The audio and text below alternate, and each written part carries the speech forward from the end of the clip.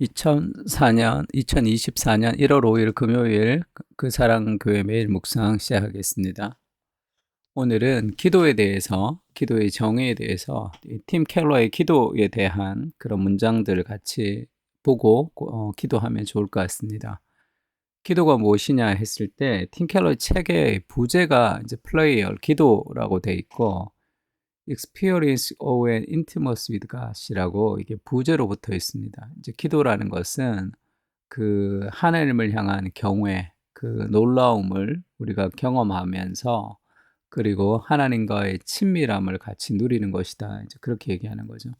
그러니까 대부분 사람들은 기도라는 것은 하나님과 친밀함을 누리는 그런 하나님과의 관계성을 가지는 것으로만 생각하는 경우도 있고 또 어떤 사람은 간구하는 거죠. 주님 이렇게 해 주십시오. 저렇게 해 주십시오. 그러면서 하나님 나라를 이루어가는 도구다. 그렇게 이제 간구 위주로 기도하는 사람이 있고 하나님과 어떤 친밀함. 내가 어제요. 하나님 이랬는데요. 저랬는데요. 뭐 이렇게 친밀하게 기도하는 사람들도 있습니다. 다 좋은데 기도가 이 균형이 이루어지고 계속 발전해야 되죠. 두 가지가 동시에 다 이루어질 수 있습니다. 기도는 하나님과의 친밀한 만남이며 또한 하나님의 나라를 이루어가는 능력의 도구가 다 될 수 있어요. 간구와 기도가 함께 이루어질 수 있습니다.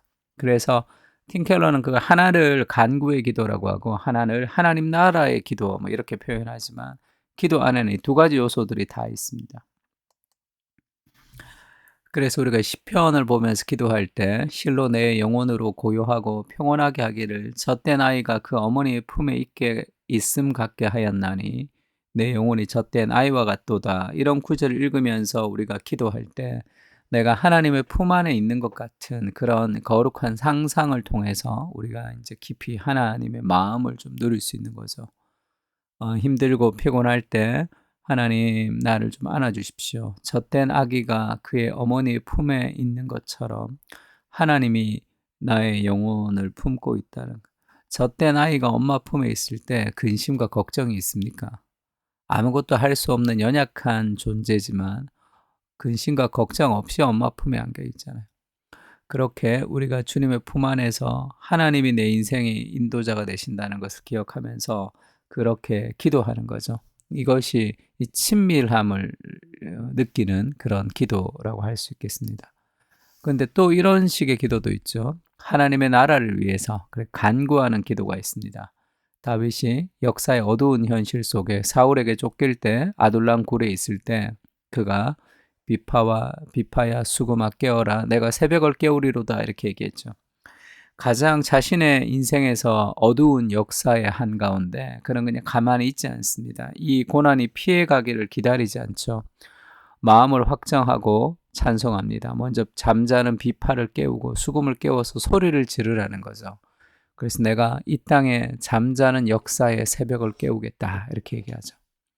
그러면서 그 감옥, 그 동굴 안에서 그 어두운 현실 속에서 그가 그렇게 기도하면서 만민 중에 주께 감사하며 주의 영광이 하늘에 미치는 그런 기도를 하게 됩니다. 환경을 넘어서는 그런 능력의 도구로 사용되는 기도. 이런 구절을 묵상하면서 우리도 인생의 어두운 현실 속에서도 우리가 이 땅에 새벽이 오기를 올해 황폐된 곳들 다시 세워갈 수 있기를 기도하는 거죠. 그래서 이렇게 얘기합니다. 팀 켈러의 얘기입니다. 기도는 하나님과 나누는 대화인 동시에 만남입니다. 대화와 만남이라는 개념은 기도의 의미를 분명히 하는 동시에 기도 생활에 깊이를 더하는 수단을 제공하죠.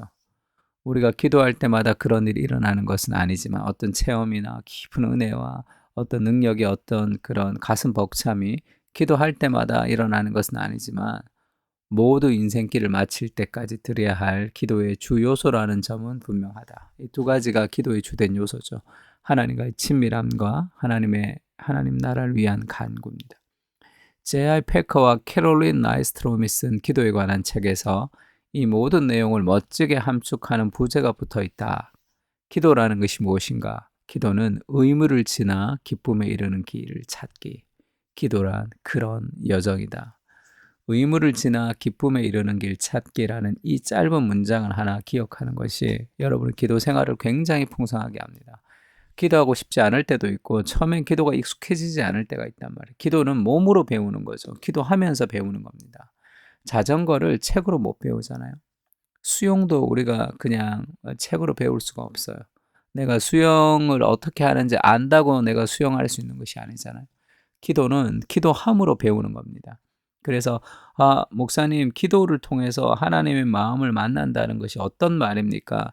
기도를 통해서 하나님의 마음을 경험한다는 게 어떤 말입니까? 그거는 뭐라고 얘기해야 될까요? 내가 예전에 베스킨라빈스에서 누가 이제 31가지 아이스크림이 있다, 그런 얘기를 들었어. 처음에 제가 대학교, 내가 20살 때 베스킨라빈스가 처음 나왔어. 너네 태어나기도 전인가? 그때 이제 체리 주빌레를 누가 먹어봤다 그러더라고. 그러니까 무슨 맛이냐 그랬더니 걔가 막 설명을 하는데, 그걸 어떻게 알아? 먹어봐야 알지. 기도도 마찬가지입니다. 기도는 의무를 지나 기쁨에 이르는 길을 찾기. 그래서 의무를 지난다는 거. 그래서 계속 지속적으로 기도할 필요가 있어요. 그러면서 결국은 기쁨에 이르는 길을 찾는 겁니다. 기도는 그런 여정이에요. 그런 여정입니다. 인생의 여정이라는.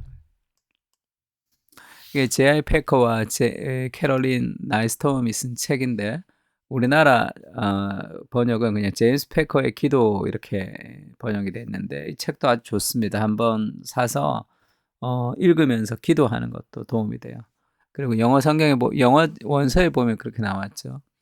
하나님을 아는 지식의 저자인 J.I. 패커와 캐롤린 나이스톰이 쓴 책인데, Praying, 기도가 Finding our way through duty to delight. 이 duty to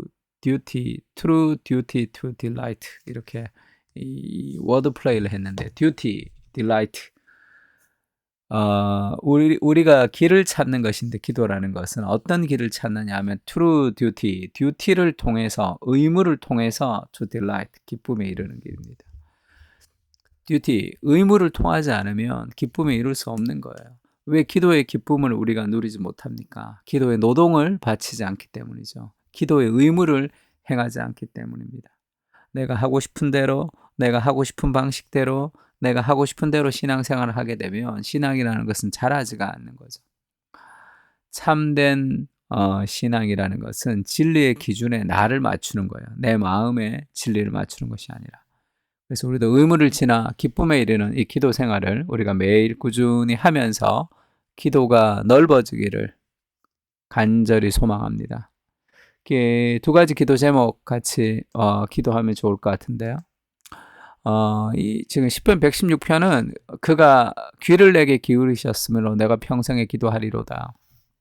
오늘 아침에 제가 기도했던 내용입니다. 이 유진 피터슨의 글을 통해서 같이 한번 기도했을 때 나왔던 문장인데, 세상은 일제히 말할 뿐 들으려 하거나 들을 줄 아는 사람이 없는 아수라장입니다. 그러나 하나님은 들으십니다. 거룩하신 하나님이 우리의 말에 귀를 기울여 주십니다. 이게 얼마나 귀한 일이에요. 나의 말에 거룩하신 하나님이 귀를 기울여 주신다는 게. 그의 귀를 내게 기울이셨으므로 내가 평생에 기도하리로다. 거룩하신 하나님이 나의 기도를 듣고 싶어 하시고 내게 귀를 기울여 주시는 분이십니다.